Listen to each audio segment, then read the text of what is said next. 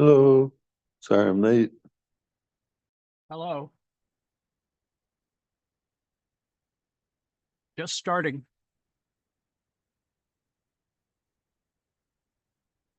Okay. Hello, everyone. We're doing the recording of This and Dat because at the top of the hour,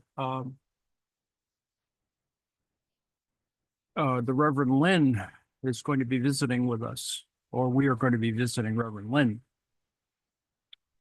because it is that time of the of the epic. All right. Chapter 9 of Michael Hudson's text. Now, what I wanted to lead into this with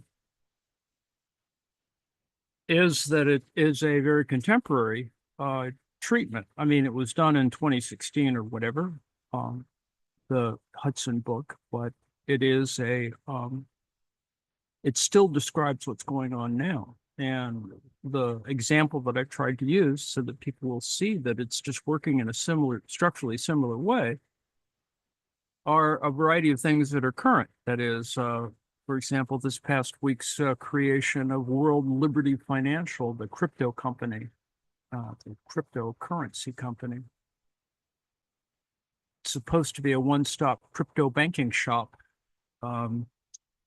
It's a scam, I'm sorry to say. I mean, in the fact that it's an unregulated entity and its governance is dominated, as we'll see later on in the chapter, as a certain type of structure to it, where 70% of it is held by insiders, let's put it that way.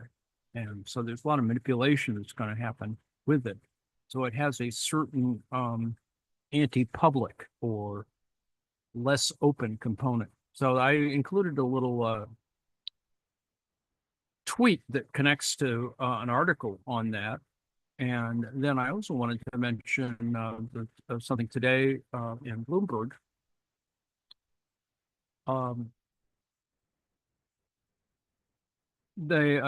Well, it's not today in Bloomberg, but it was a previous piece that talked about how a majority set of shares in Trump Media and Technology Group, that is TMTG Corporation, which owns Truth Social.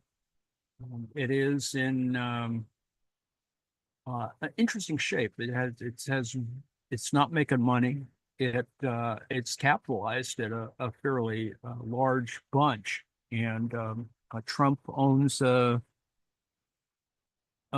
huge amount of shares, but he can't cash in on it yet, although he has just become eligible to cash in on it, but he claims he's not going to cash in on it. I would wager that we'll see whether he cashes in or not around the election day. So this is a different thing than the World Liberty finance thing. This is the thing that has taken the last couple of years, and it has brought less than $1 million in revenue in the 3 months to June 30th, and posted a net loss of 16.4 million. So you wonder why, who would buy something that's a losing proposition? Well, there are reasons to do it, and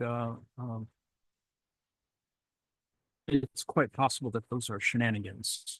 Then I included a little thing in here by Steve Keen, who some of us missed it for whatever reason on his visit with the Class Unity folks, but he makes a little comment here on Rachel Reeves of the Labor Party, and a victim of a mainstream miseducation in economics. And this little tweet is by Maddie Erskine, who says, "I think this is the difference between scientists and orthodox economists. Scientists will always look at new data, new evidence, evaluate it, and change their standpoint if the evidence points that way. Orthodox economists don't." And he does a little thing on how Econ 101, the sort of standard undergraduate courses, how they've sort of built the legend, as it were, the dominant ideology in the United States of the economics profession. And as we've been looking at in this text, in Hudson's text, we're starting chapter 9 now, it not quite that way. And as I was mentioning yesterday, in talking about uh,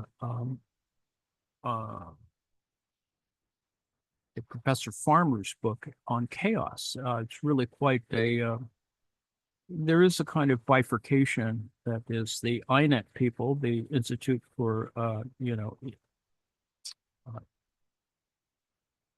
sort of the new treatment of economics is really useful for that. So, Chapter 9, from the stock market's origins to junk bonding. Researchers at Stanford University have concluded that pressure to meet quarterly earnings targets may be reducing research and development spending and cutting U.S. growth by 0.1 percentage points a year. Others have found that privately held companies, free to take a longer-term approach, invested almost 2.5 times the rate of publicly held counterparts in the same industries. This persistent lower investment rate among America's biggest 350 listed companies may be reducing U.S. growth by an additional 0.2 percentage points a year. Much of the problem there's something written in the Financial Times. Much of the problem stems from the way the vast majority of asset owners pay the people who manage their money. On average, 74% of remuneration is paid in cash and tied to outperforming an annual stock market benchmark.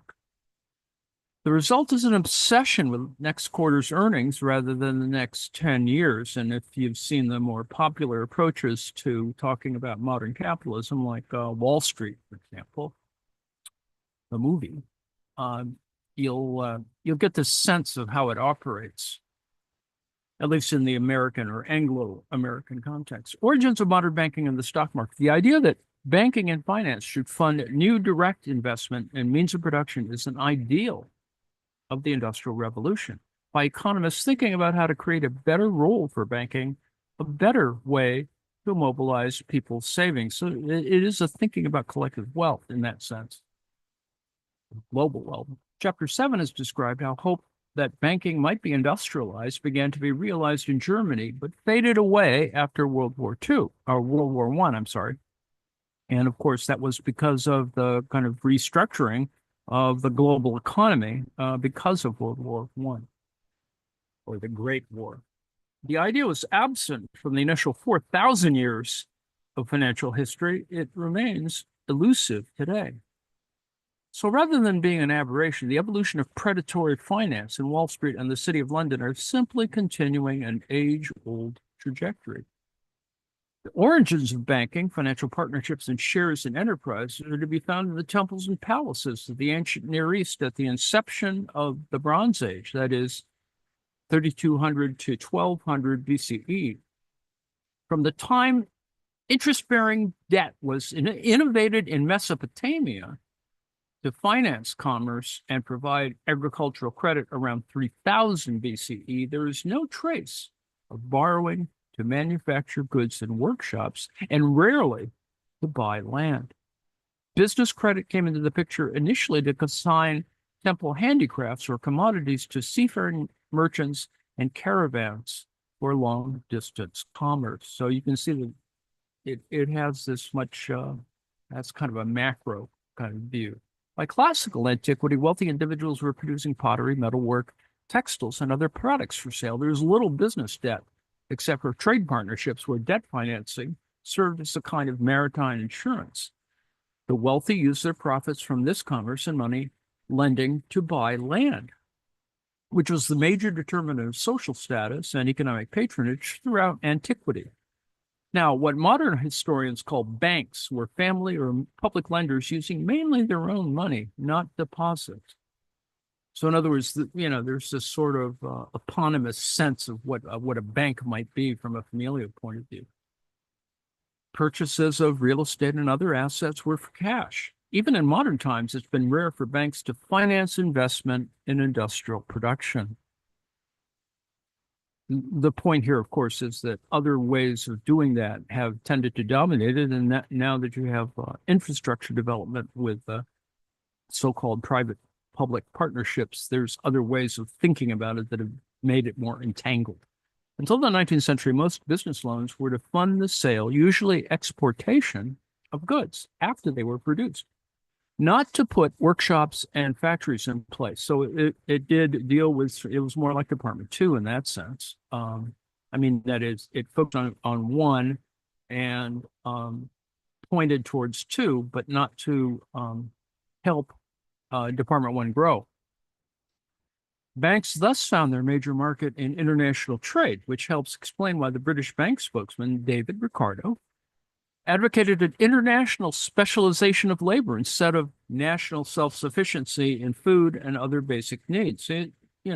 Ricardo's thinking about globalization, even from the earliest. European banking in its modern form dates from the Crusades, catalyzed by the vast infusion of silver and gold looted from Constantinople. The Doge of Venice financed the conquest in exchange for a quarter of the spoils, an equity investment, not a debt claim. And that will become important as we continue. In antiquity, temples took the lead in developing contractual banking practice over far-flung networks. The largest church banking orders were the Knights Templar and the Order of St. John, also known as the Knights Hospitallers. The indebted rulers of France and England grabbed the Templars' wealth in 1306 when King Philip of France conveniently accused the order of heresy and sodomy, the traditional metaphor for sterile lending and abusive antisocial behavior. Needless to say, religion is used for all of those kind of things. The practices were emulated by private bankers headed by those close to the papacy. It's still about, this much larger structural thing. Their practices were emulated by private bankers. Charging interest was legitimized by the fact that lenders and the main borrowers were at the top of the social pyramid. Bankers lent to rulers to pay Peter's pence. That is, this is giving payments or donations made to the Holy See of the Catholic Church.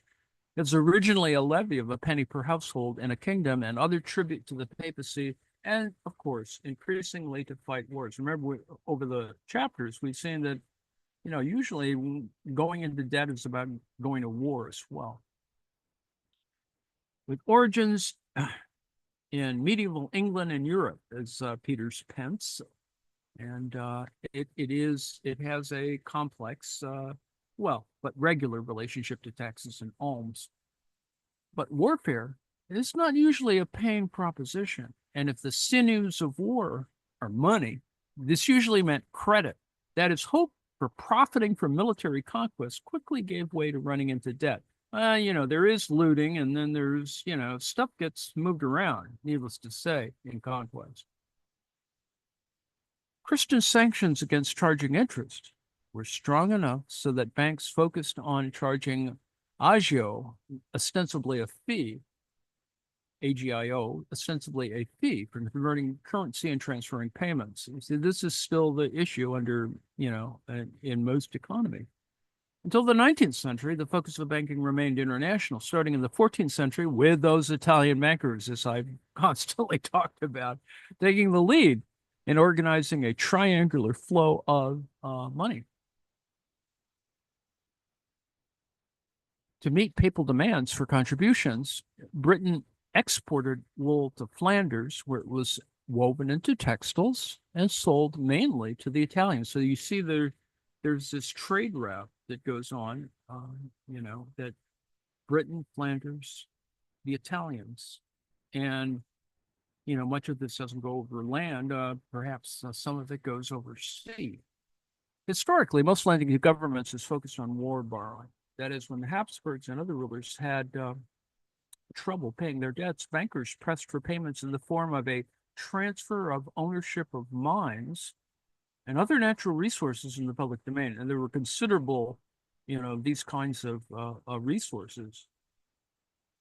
Rulers also created commercial monopolies to privatize. In other words, you create a license or, the only person who has been authorized to do a certain trade, or, and if you weren't part of that, then you'd be charged higher customs duties and blah, blah, blah. And the East and West Indies companies of Holland, Britain, and France, and similar exclusive privileges, literally private law, to trade with specific regions or similar. Now, this is the whole basis for, how colonialism proliferates. These crown corporations pay dividends out of monopoly rent extraction and not profits from industrial manufacturing. So it's all about, certain things that are not as geared towards a certain degree. It is, you could argue, why the Industrial Revolution did not move as quickly as it should have was because of a kind of centralizing process here, or a reluctance to, proliferate technology to the far-flung colonies, which is a continuing debate on issues of colonialism and center and periphery and blah, blah, blah. From royal war debts to the stock markets in their modern form were created largely to sell shares in these new royal monopolies, taking payment in government bonds. This is how Britain created the East India Company in 1600, the Bank of England in 1694 with its monopoly on banknote issue, and similar commercial trading privileges with particular regions or other monopoly rights to be sold off mainly to bondholders. To maximize what they received for these monopolies, governments promoted stock markets as a speculative vehicle. The madness of crowds always has required fanning by public officials and the opinion makers to maximize what they could get from bondholders. The British and French governments sponsored financial bubbles, aiming to free themselves from the need to levy taxes to pay interest. It is annoying to levy more taxes. There's resistance. You have, your costs, etc., operational costs and at all. Better to have just stuff happen because, it's just moving quickly. What made the Mississippi and South Sea bubbles of the 1710s different from earlier sales of royal monopolies in the stock market was that they were not worth anywhere near what the public was convinced to pay. And they were relatively isolated in terms of South Sea bubble, et cetera, et cetera. And they were just far away. I mean, the stuff was far-flung colonies, and most people weren't kind of obsessed with it. Yet the experience helped catalyze the stock market as a popular investment vehicle. Its appeal and that of financial bubbles has always been hopes to make quick and easy gains, usually involving debt leveraging. This entire chapter is essentially about debt leveraging, or the growth or development of certain types of debt leveraging. Tactics were refined by John Law, the Scottish economist who served as Comptroller General of France under the Duke of Orleans in the early 1700s. To dispose of France's royal debt, he created the Mississippi Company to develop plantation slavery in what was later called the Louisiana Territory, right? It was named for Louis XIV. Britain emulated the scheme, hoping to retire its war debts by privatizing the Asiento slave trade monopoly its navy had won from Spain. This treaty became the sole asset of the newly incorporated South Sea Company, named for the South Atlantic across which slaves were shipped, the triangle trade from Africa to the New World. Together, these two government-sponsored bubbles promised enormous wealth from the 18th century's major growth sector, that is the African slave trade. That century's version of the dot-com bubble of the 1990s. The beneficiaries were the French and British governments, along with insiders who became part of what is today called a pump and dump operation. It is what they have referred to. They don't say it officially, and perhaps not even in polite company, but it could be said. They've called it a meme stock. The Trump's TMTG, little spark, blah blah blah, $ DJT thing. It's a meme stock, but it's once he bails out of it, I think you'll see that it was a pump and dump operation. the French and British governments accepted payment for stock in these companies in their own bonds at full par as opposed to face value. This provided a giveaway to bondholders because the bonds could be bought at a steep discount, reflecting widespread doubt that they could actually be paid off. So bond prices, you could, issue these bonds and, well, maybe, you might be able to score, sooner than later. Rose, as new buyers use them to buy shares in the Mississippi and South Sea companies, almost no money raised by these companies was actually invested to undertake business and generate a profit. What was sold was hope, shares in purely potential gains. Investors only needed to put down about 10% of the purchase price of the stock to subscribe. So already, you've got this massive discount. And, if you had a certain amount of money, willing to throw, you're only paying for 10% of the purchase price. So, it's a deal in that sense, at least at the front end. By the time the second payment was due, the stock price may have been bid up by at least that amount, doubling the initial down payment. This debt leveraging, that is buying on credit with only a small down payment, magnifies gains and losses in asset prices on both the upside and the downside. So it has a certain accelerative sort of element or differential element. It is the strategy Margaret Thatcher used to popularize the privatization of British Telecom and subsequent sell-offs of government assets, providing quick speculative gains to early buyers with small down payments. The government tactic was to sell stocks in order to retire its bonds instead of defaulting on them by persuading bondholders to swap their bonds for shares in the new companies. So when the swap was completed, the stock price was allowed to plunge. The government shed crocodile tears at the madness of crowds that it itself had encouraged, this carefully orchestrated madness. Insiders avoided loss by selling out in time. Making stock market gains from financial leverage and rent extraction, the privatization of monopolies, canals, or national railroad systems always has been associated with inside dealing and fraud, ending with latecomer buyers holding a collapsing financial bag. Yet, despite insider manipulation and subsequent collapse, the idea of making capital gains while putting down only a fraction of the purchase price seized the public imagination. What a deal! It offered the temptation of outsiders making the huge gains that insiders tended to monopolize. Recall that I just said Trump and his kids own 70% of the new, World Liberty financial thing that they've, a decentralized finance, Bitcoin thing that they created. It also is as if the stock market bubble was producing gains by playing a productive role in funding new capital investment. But since its inception, stock prices have been pushed up more by financial engineering than by new capital investment. That's the whole story of this chapter, as well as the implication of the last chapter, is that it's not about new capital investment where, labor's involved and, people are involved, but rather something called financial engineering, which has existed for a long time and exists because of these kinds of debt credit relations. The irony of the stock market is that corporations were created to replace short-term partnerships for voyages and other such ventures.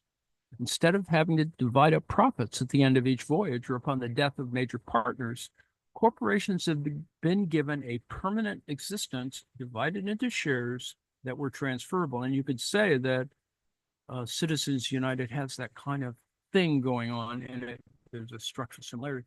Yet the financial time frame is still short-term. This is especially true of bankers who did little to finance the Industrial Revolution. The economic historian George W. Edwards has found that Britain's investment banking houses had little to do with the financing of corporations or with industrial undertakings. Now, the issue here is it's a scale thing, and most things were kind of built from smaller ends. One of the examples that probably you could use is the armaments industry in England, but anyway, that's another story. The great investment houses bitterly opposed the numerous corporate issues which were floated in 1824 and 1825, hoping to control industry by bank credit. The investment houses for a long time refused to take part in even the financing of the British railways. Now, the problem, of course, is that the investment houses, they were just bad. People were just, creating companies where none existed. Vaporware, the earliest vaporware could be seen in a lot of railway issues where, you sort of convince somebody to give up their entire savings and they get screwed on the financial engineering. This in of course, the 19th century. Banks and other lenders advance credit to industry only if proprietors could show orders for their products or bills falling due for sales. Most of all, banks finance shipments of goods spanning the time gap between production, delivery, and receipt of payment by the customer, usually payable after 90 days. This financing involved foreign exchange fees for the banks as well as interest, but it was still a short-term business. Mortgage credit was available against whatever real estate or easily marketable assets could be pledged as collateral and taken in case of non-payment. But the Industrial Revolution's leading entrepreneurs could obtain bank credit only after investing their own funds to get production underway. So from James Watt's steam engine in the late 18th century to Henry Ford's automobile in the early 20th century, banks were not in the foresight business. Stock markets really began to take off in the 19th century for railroads and canals, other basic infrastructure, monopolies, and trusts. These undertakings were rife with financial fraud, headed by the Panama and Suez Canal schemes. You sort of success, failure, you create this big thing, and at some moment, you actually have to start paying the bills and stuff, and there's collapses that go on. But needless to say, somebody else steps in and gets onto this, like the Panama Canal. America's stock market consisted mainly of railroad stocks during its early years, which transferred enormous sums of British and other European savings to the United States. So, and this was, it appeared on paper, that this expanse was, you needed railroads to move westward, and hence European capital and Europeans, came with it. Wall Street operators skimmed off much of the inflow. A favorite tactic was, we've heard this before, stock watering. That is a practice of proprietors issuing stock to themselves, diluting the ownership of existing shareholders. This is just sort of playing with the numbers. And I mentioned that in the context of Trump taking on all of that stock in DJT and TMTG. And so he owns whatever it is, 60% just by himself. And it's X million shares or whatever the hell it is.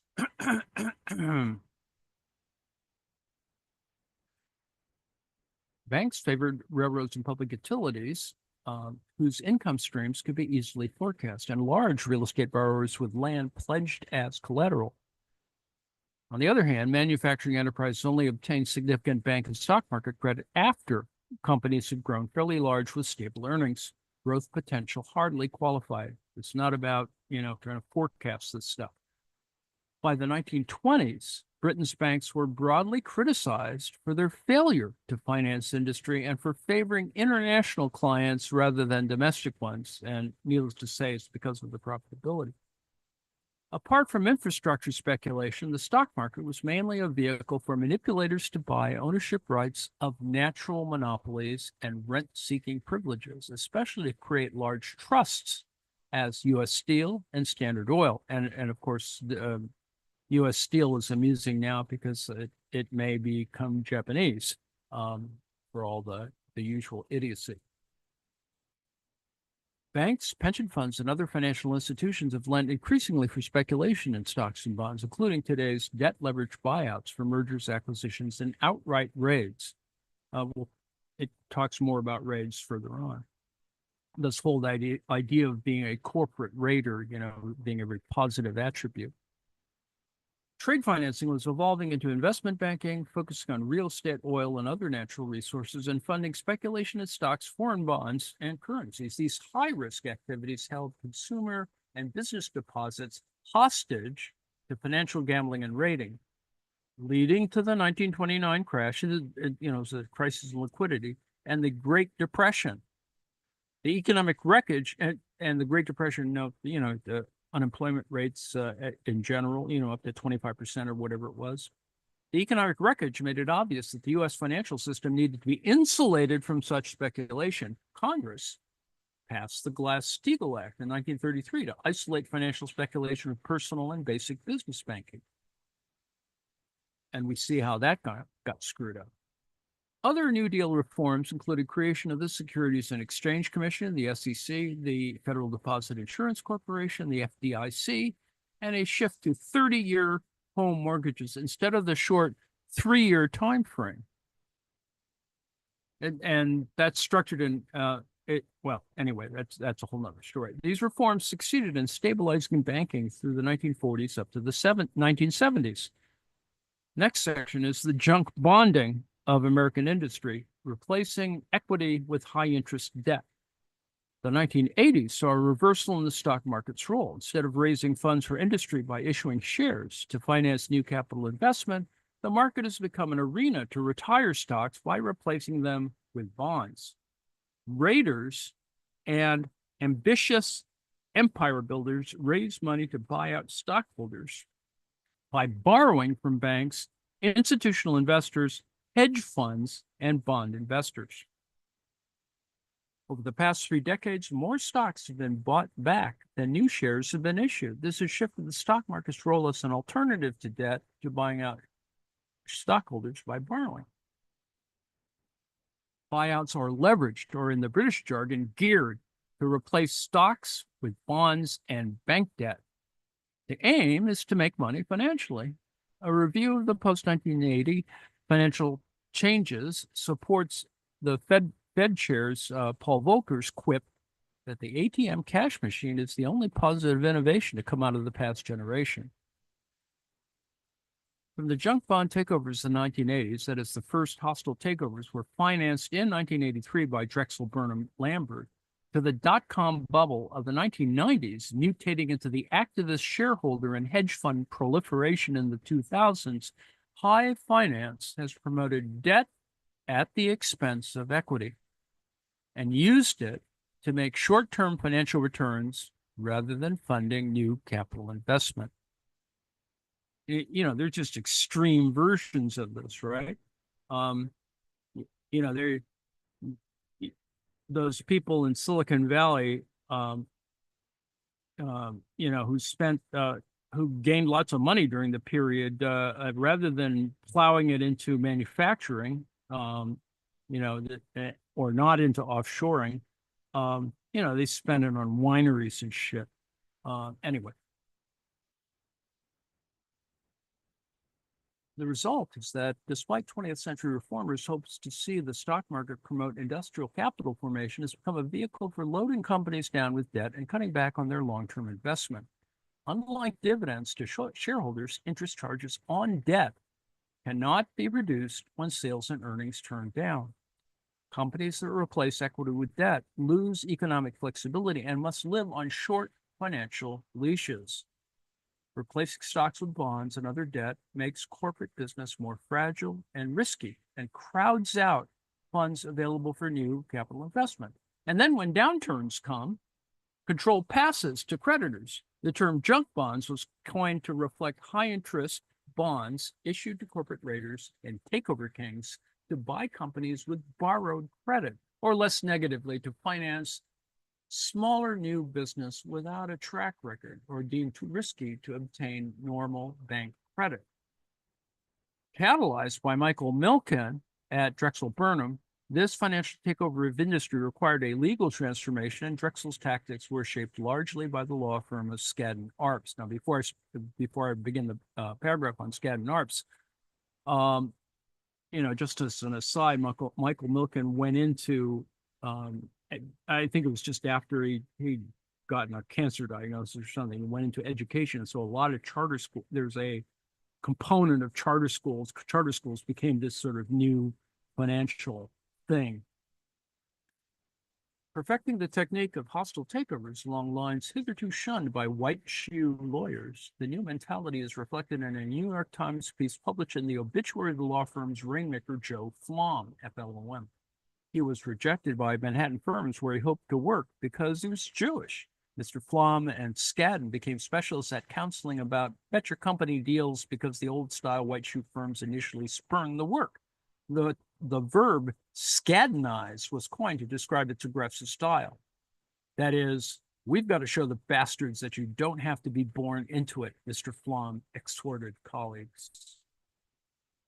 The result of mergers by a renegade law firm serving the nation's fortunes movement, a biographer of the firm concludes, was widespread financial distress, business failure, and corporate bankruptcy. These transfers of revenue to corporate raiders were squeezed out from employees of the target company through layoffs and wage cuts, from pensioners through so-called reversions or seizures of pension funds, from bondholders through the decrease in the value of their bonds, from governments through the loss of tax revenues, and from other so-called corporate stakeholders to whom executives were responsible. From 1981, the pace of leveraged buyouts financed by junk bonds doubled approximately every year from $1.2 billion in 1981 to reach a $31 billion plateau by 1986. Raiders made themselves billionaires and justified becoming so rich by claiming that this reflected how much more efficiently they were running the companies and squeezing the fat out of them. Along similar lines, activist shareholders claimed that bringing pressure on management to inflate stock prices would increase the economy's wealth by streamlining lazy or inefficient managers. It's all false consciousness. The reality is that instead of improving underperforming companies, corporate raiders focused on well-financed companies like Apple, with available cash or real estate fat to empty out. And that was the common thing about talking about Apple, that it was just, it was well-financed. Also deemed fat as profit used for new capital investment or to build up cash cushion against risk. This cash flow is turned into a financial diet to be devoured by raiders, vulture funds, and a broadening range of institutional investors seeking higher income as fast as they can get it. And the fastest way is to dismantle industrial production and live in the financial short run.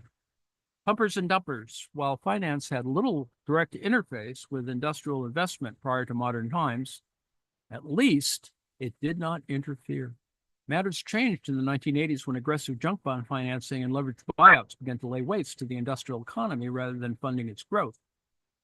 Industry had been starved of capital funding, not to make it more efficient, but merely to make earnings statements, dividend payouts, and stock prices more attractive in the short run. Vast new fortunes were made simply by pumping and dumping companies. Carl Icahn was the king of the pump dumpers. His fight to carve up Time Warner pressed predatory finance to new limits. The company was still recovering from the shock of what has been dubbed the biggest mistake in corporate history, that is, its disastrous merger with AOL. Time Warner became the object of financial maneuverings by Icahn and other activist shareholders seeking arbitrage gains by pushing up stock prices for a fillip, lasting just long enough to enable the interlopers to take their winnings and run. In November 2005, Icahn bought over 3% of the company's stock, Apple stock. Other hedge funds controlling a similar amount joined him in what was then the largest proxy fight in U.S. corporate history. Icahn's investment bank, Lazard, also set up a precedent. The bank's client base traditionally consisted of large blue chip companies. And then Lazard broke the gentleman's agreement, their upper-class consciousness, by advising predatory attackers. Lazard's Bruce Wasserstein produced a 343-page report urging Time Warner to quadruple its pace of annual stock buybacks from $5 billion to $20 billion to bid up its stock price. The company also was asked to break itself into 4 parts and sell them off to pay quick dividends to stockholders. Around the same time, William Ackman's Pershing Square Capital hedge fund bought options on 4.9% of McDonald's burger. And Bill Ackman here is that same not so nice person who has been doing these right-wing craziness about affirmative action and is anti all this the Israel-Palestine Gaza protests. And he's just been, well, he's a Harvard graduate, so therefore he's on the board or the whatever, and it's just an annoying guy. Let's put it that way. So this is where he sort of gets his start, as it were, of being a not nice person. Bernardo Realty Trust bought another 1.2%. T2 Partners bought some more, and a few other funds joined in to mount a proxy contest for control of McDonald's. This was the second fast food company that Ackman had attacked. Earlier, he had cornered 9.3% of Wendy's stock, enough to force it to spin off its Horton's coffee shop division and pay out the proceeds as a special dividend. Ackman's plan for McDonald's was along the same lines, but much bolder. He wanted the company to sell 2/3 of the restaurants it owned for $3.3 billion and raise $9 to $15 billion more by mortgaging its real estate to the hilt, using the proceeds to buy back its shares. Hopefully you can see how that was working. It would break off its wholly owned restaurants because it's, anyway, into a distinct property company, that is McOpCo, and lease the sites back to McDonald's franchise holders, right? We've seen this in other businesses, where you become a sort of more independent operator and whatever. Ackman forecasts that these policies would create an income stream, enabling the new company to sell 20% of its shares to raise a further $1.3 billion, enabling McDonald's to triple its dividend payouts to stockholders from 67 cents to $2 per share. These carve-ups were projected to raise McDonald's stock price by about 10%. About $2 to $4 per share, despite reducing the company's net worth by paying out the value of its assets. For Ackman's plan to work, buyers of McDonald's share would focus on the company's dividend yield and not its long-term prospects. McDonald's officers pointed out that this would strip its assets and leave it deeply indebted. We were talking about asset stripping in the prior chapters. This is what asset stripping is. Characterizing Ackman's plan as financial engineering, the company's chief financial officer, Andrew Paul, warned that it would discourage new franchise purchases by raising the threat that the proposed real estate affiliate might increase rents, siphoning off the restaurant's profits. You could see this, seems kind of parasitic. But as the Wall Street Journal observed, in the hedge fund world, financial engineering isn't a pejorative. In fact, it acknowledged sometimes companies live to regret these share repurchase decisions. In the late 1990s, both General Motors and Ford had large cash positions, which investors saw as lazy assets that the companies would spend foolishly, like on racing, for example, race cars. The companies responded with large share repurchase programs, buying stock at much higher price levels than now, with cash that would have helped them in their current straits. Ackman's strategy would have made McDonald's more financially fragile and set it along the ruinous path, led General Motors to survive only by the 2008 public bailout. It was not as if McDonald's needed rescuing. It had already raised its dividend by 185% since 2002, tripling its share price at a time when most stock market averages were drifting downward. None of the hedge fund proposals involved changing the restaurant's management or supplying innovations in production or sales. The aim was pure debt leveraging, that is, borrowing against property and paying out the loan proceeds to shareholders. This would spark a price jump, brief but sufficient to enable the hedge funds to dump their shares for a quick killing, leaving the company deep in debt. By the time the dust settled in February 2006, Icahn and Ackman both had failed in their takeover attempts. Time Warner and McDonald's remained in one piece. Icahn was unable to convince most shareholders that he could improve significantly on Time Warner's stock market performance. Its shares remained stuck around $18 a share, far from the $26 level he claimed his policies would justify. Lazard, which had negotiated a fee of $5 million for every $1 increase in Time Warner's share price, also lost. Still, This attack by Ackman and Icahn, the attack still had its effect. It forced Time Warner to quadruple its share buybacks to $20 billion annually and to slash operating expenses by $1 billion. This prompted Fitch Ratings to downgrade the company's bonds a notch from triple B plus to just triple B. Note that there is a triple A plus and etc. Ackman did better with McDonald's. His hedge fund leveraged its purchase of shares by debt financed options at a low interest rate and cleaned up when the shares jumped by 11% by January 2006. But taken together, these two episodes show how little this kind of hit and run finance has to do with, yes, say it again, industrial capital formation. By 2006, hedge funds, that is, collections of wealth for raiders to use as a basis for borrowing to take over companies, were accounting for nearly half the trades on the London and New York stock exchanges, and their share is substantially higher today.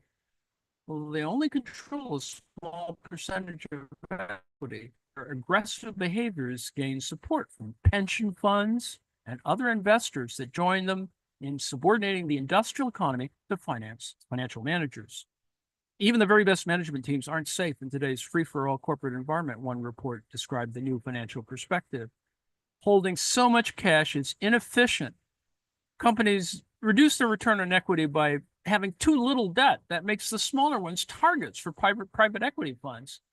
Now, Google's strategy to avoid the stock market's financialization threats, and this is the advantage of being Google as well. The internet search company Google sought to avoid the underwriting practices that had left Apple and other companies with only a portion of what they proved to be worth within few hours of early trading. Google's founders had started by selling 10% partnerships to two venture capital firms, Sequoia Capital and Kleiner Perkins Caulfield and Byers, for $12.5 million each in 1999. The value of these holdings soared to nearly $40 billion when Google went public in 2004, a 1,600-fold return on the venture capitalist's 5-year investment. This valuation was largely the result of the company adopting a strategy to price its initial public offering at what its stock normally would be worth at the end of the first day of trading, not at the opening insider's price, which there's a differential there. Sidestepping the most obvious traps, Google limited the underwriting commission for investment bankers to just 3%, less than half the 7% rake-off that had become common for IT companies. The rationalization for this high fee is it's hard to forecast sales and profits for untested new technology in today's rapidly evolving world. The reality is that most technology analysts and brokers serve merely as salesmen with only crude and often fanciful projections, as the collapse of the dot-com bubble in 2000 showed. To avoid the usual rapacious underpricing of its shares, Google hired Morgan Stanley and Credit Suisse First Boston to hold a Dutch auction in which prospective buyers were invited to submit bids. The Dutch auction starts with a high price and then lowers it until reaching a level that clears the market. This method of bidding gave all buyers within the bidding range an opportunity to buy shares at the moment the issue was offered, instead of the standard practice of giving speculators the first low price picks so that they could turn around and make a windfall gain by flipping the stock to later buyers. In a letter included with the owner's manual for their stock offering, Google's founders Larry Page and Sergey Brin, let's see, that Sergey Brin's wife is, what's her name? Anyway, spelled out their rationale for avoiding the usual financial policy yielding management control to Wall Street financiers.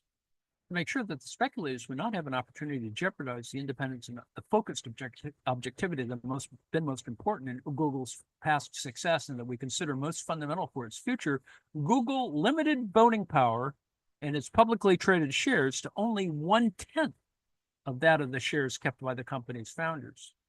Most important of all, they explained, if opportunities arise that might cause us to sacrifice short-term results but are in the best long-term interest of their shareholders, we'll take those opportunities. We will not shy away from high-risk, high-reward projects because of short-term earnings pressure. Wall Street recoiled.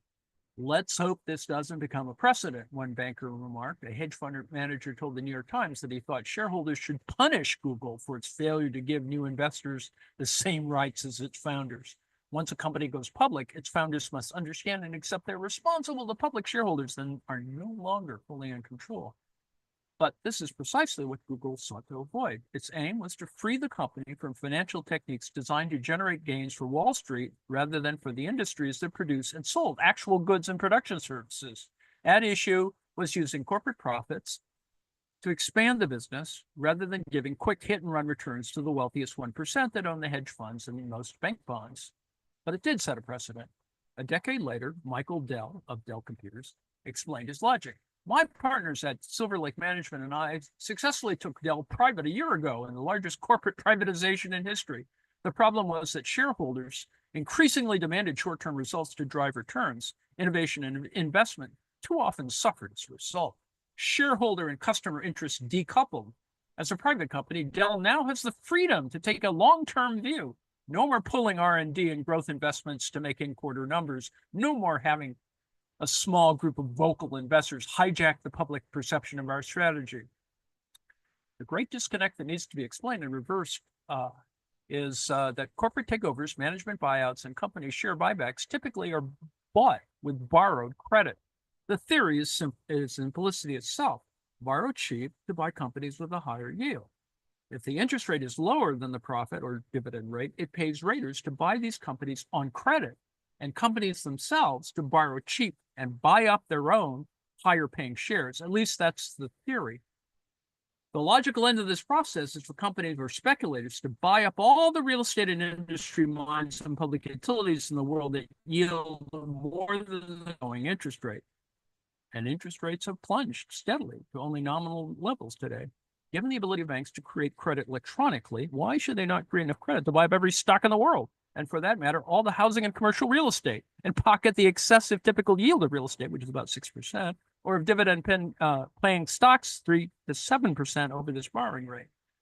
The end result would replace equity with debt, which would be backed by the income of industry and real estate. So this is, you could call it exploitative in that sense, or parasitic. Along the way, leveraged buyouts would bid up stock market and property prices, generating enormous capital gains up to the point where companies and other properties were so high priced that interest charges would totally absorb their profits and rents. This debt for equity arbitrage would make the world's corporate raters rich along with their bankers, and it did. But it would not leave revenue available for new direct investment, research, and development of other expenses that are not quickly reflected in profit streams. Hiring would slow, consumer spending and hence markets would shrink, causing profits to fall, resulting in defaults on the debt service that's owed. This is the bubble economy's financialization dynamic, along which the world's economies were moving until about 2008. The trend is now being resumed. Economies throughout the world are moving back into debt. Corporate buyouts and stock buybacks are accelerating, and a veritable bubble is reinflating in junk bond financing. The question is, can economies prosper through debt leveraging alone? So far, its main critics come from Wall Street, not from the political left, or from academia, whose curriculum has little room to analyze debt dynamics. As for the mainstream media, the stock market is the world's most widely watched sporting event. Television news shows and the printed press tend to treat debt and prospects of defaults as a downer story that loses audience interest compared to the success stories of financial celebrities. Shark Tank. Most capital investment in the U.S. and other economies has been paid for out of retained corporate earnings.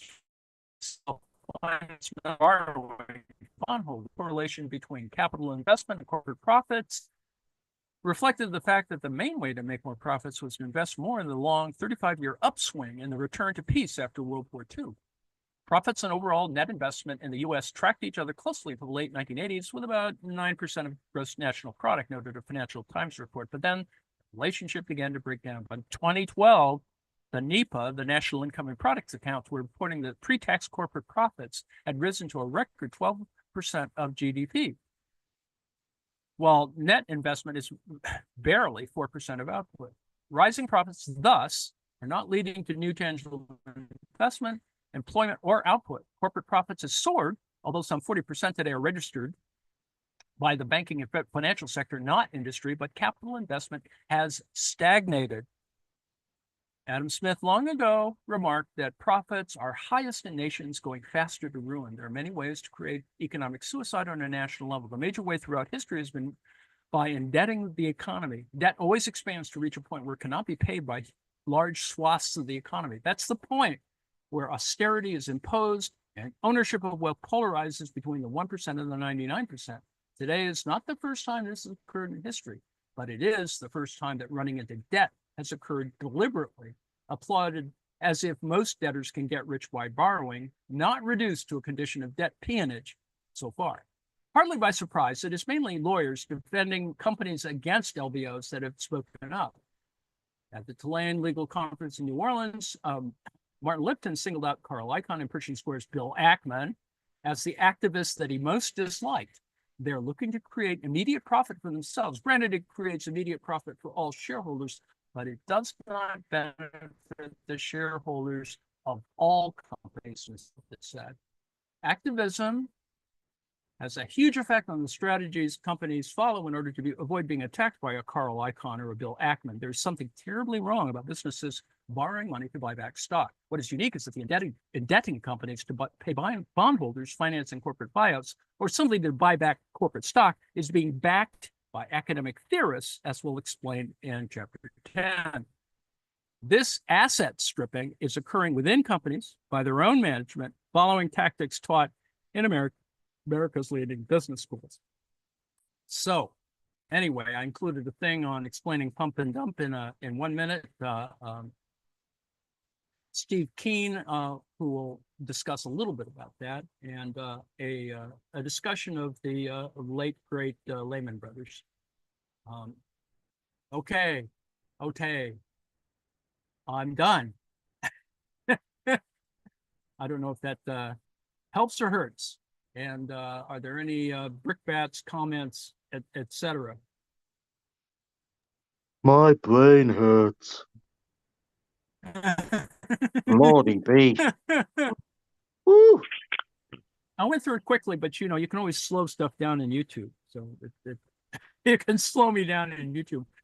But this is essentially what all the fuss was between, you know, in the Reagan era and afterwards, you know, the dot-com bubble, you know, all the way up to 2008. It's still all the same capitalists screwing around. And of course, this Bill Ackman guy is, you know, a key element of that for all the usual reasons, and pretty much a fascist of one kind or another. Anyway, so yes, brickbats, comments. And yes, this is James. Hi, James. You said that business schools are not teaching this stuff or how it works because they don't have room in their curriculum. Is that correct? No, they don't have room to talk about debt dynamics. They have, you know, they teach a lot of this stuff about how to do predation. They give people the tools in order to do predation. I mean, you know, to construct financial stuff. Although I would say that you know, probably the people who are best equipped to do this are people who get dual degrees. That is a law degree and an MBA, which is what like Mitt Romney has. And in fact, Jared Kushner has a combined MBA JD, I think. It's too bad you can't buy tags to hunt these people. Oh, man. But the standard, you know, I mean, well, when you look at business schools, there's only, you know, there's elite business schools, which, you know, it's self-fulfilling, right? You know, you're talking about competing for six-figure incomes when you get out of the program. And usually most people don't go into MBA programs right out of college. I mean, the brilliant people do, but a significant number of people actually have regular jobs and then go to MBA programs. But, and then there's all the other things. I worked for a guy who did the executive MBA at Harvard, and I think he purchased his PhD from the University of Paris. But anyway, you know, at a certain moment, you just whatever. Hmm. In other words, somebody who gets an MBA at Podunk State will probably be competent, but is not really going to, it's not going to be worth a six-figure income at the get-go. I see. Well, Well, they're thanks. not That gonna- was very interesting. They're also not going to meet the people that will help them get that six-figure. Indeed, social network. It's about social networking. It's about reproducing. It's self-reproducing. It's feeding on itself. It's incestuous in that sense. But what's his name? Prescott Bush. He's a Yale graduate, so the kids got into Yale, even if they were idiots like George W. Right? And then George W. He had a Yale undergraduate degree, and he had to go to Harvard MBA. He has a Harvard MBA, but all his businesses have failed. I mean, all he really wanted to be was the owner of the Texas Rangers, right? That was his whole goal in life. Yes. But he became one of our greatest presidents and saved us. Yeah, right. He saved us from the Taliban. Oh man, he had some entire decade. So I know, million and killed a few million people. Oh, indeed. Well, you mentioned pump and dump, and it's like in lieu of the Truth Social stock. Oh man, I came in late. I don't know if you mentioned this at all, but yeah, I did. I did. Oh, you did. Okay. The whole thing of will he or won't he? Yeah, because I think he's ready. He's able to do it now Friday. or next week or something. No, it's this Friday. Friday. It's tomorrow. He said he's not, but That's the thing. I'm not. And I'm I not. don't believe him. Therefore, the value went up. But I mean, I just. It's all such a fucking game. Anyway, excuse me. But I heard that if he does, based on what he said, he could be. Not that he could be brought up on charges of stock manipulation if he does sell on Friday. Well, But I mean, what is that? Does anybody actually to get a guy who engages in lawfare all the time? I know. I mean, Yeah, he's also. do people get prosecuted for that? Have they Some people do. successfully? Yes, some people do. Oh, but only stupid people, I think, do. Right, because there's always a way to phrase your words just enough so you don't get held liable, I would think.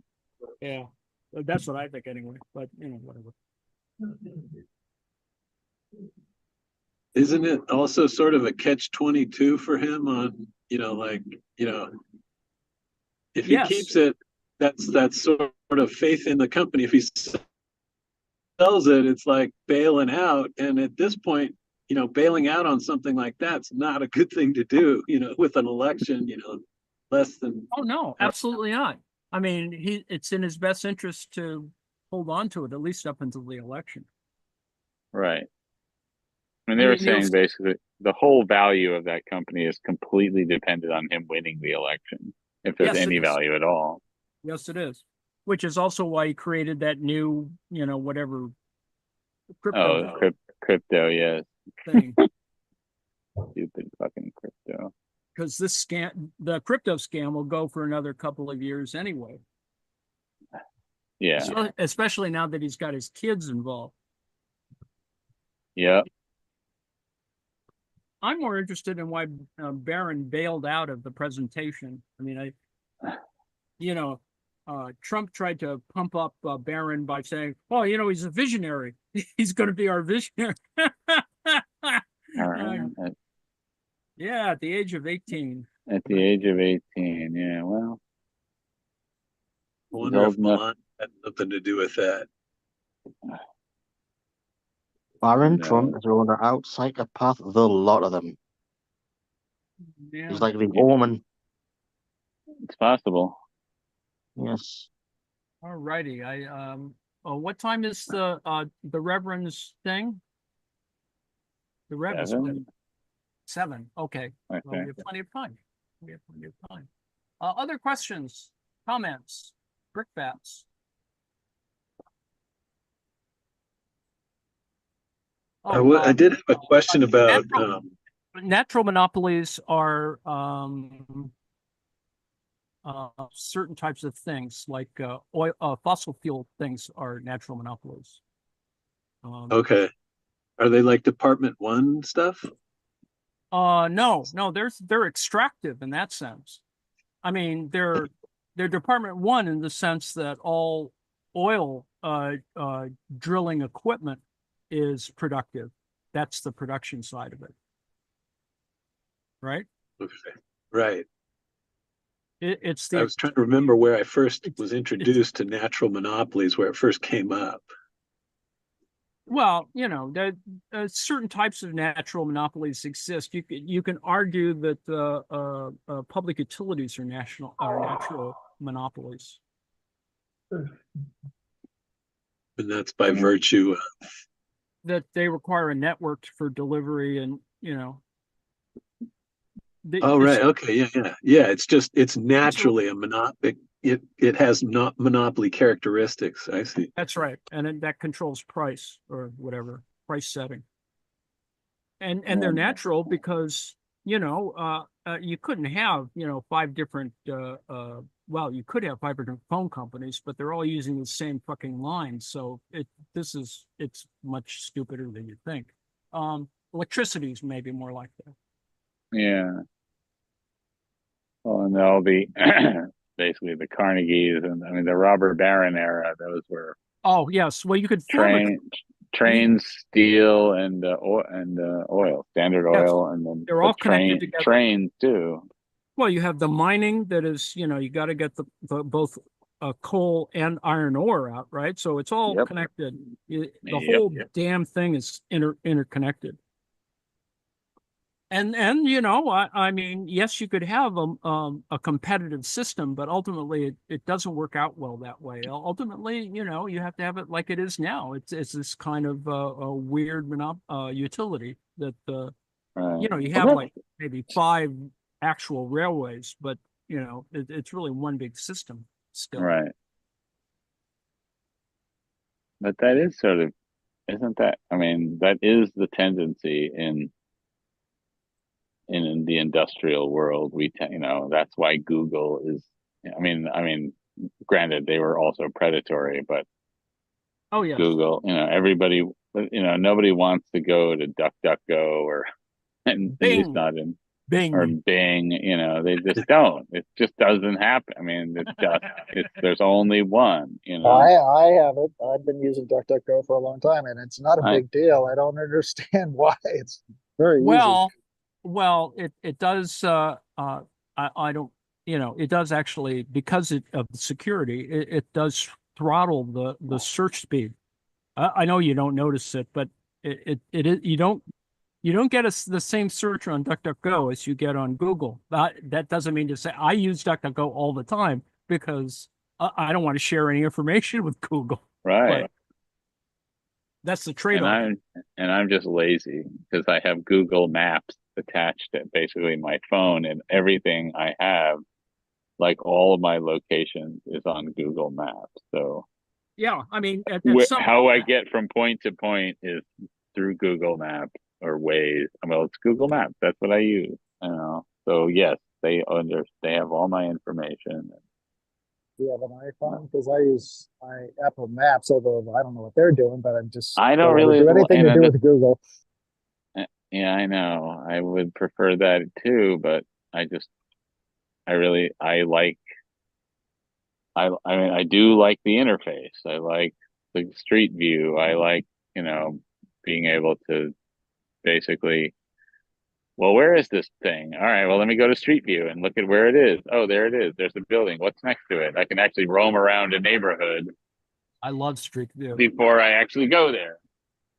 I love Street View. I think they have an option like that on the iPhone as well. Apple Map apps. Say that twice, so 3 times. Map apps. Okay. He mentions trust. He mentions trusts in there. I was thinking of those as like between family members sort of thing, but in that context, it was clear. It was like it could be corporations in trusts. Yes. Well, Yeah, and the chess is divided into trusts, regional trusts, yes. and it's a means of decentralizing decision